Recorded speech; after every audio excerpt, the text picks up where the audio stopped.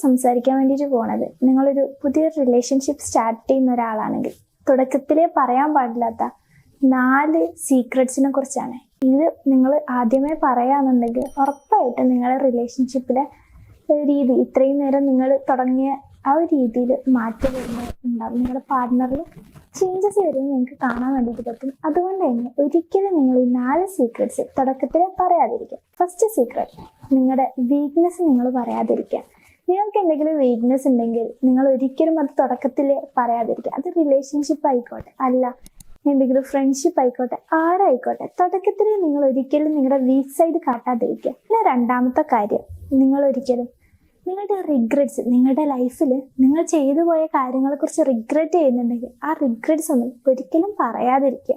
മൂന്നാമത്തെ സീക്രട്ട്, നിങ്ങൾ പറയാൻ പാടില്ലാത്ത കാര്യം, ഇമ്പോർട്ടൻ്റ് ആയിട്ട് നിങ്ങളുടെ കഴിഞ്ഞു പോയ റിലേഷൻഷിപ്പിനെ കുറിച്ചാണ്.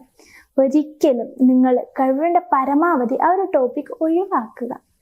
നിങ്ങൾ അഥവാ ഏതെങ്കിലും സാഹചര്യത്തിൽ നിങ്ങളുടെ പുതിയ പാർട്ട്ണർ നിങ്ങളോട് ചോദിക്കുകയാണ്, നിന്റെ പാസ്റ്റ് റിലേഷൻഷിപ്പ് എത്ര ഉണ്ടായിരുന്നു, എങ്ങനെയായിരുന്നു എന്നൊക്കെ ചോദിക്കാൻ കഴിവിൻ്റെ പരമാവധി പറ്റുന്നത്ര ഷോർട്ടായിട്ട് പറയാം. നാലാമത്തെ സീക്രട്ട്, നിങ്ങൾ ഒരിക്കലും പറയാൻ പാടില്ലാത്ത കാര്യം നിങ്ങളുടെ ഫിനാൻഷ്യൽ സ്ട്രഗിൾസ് ആണ്.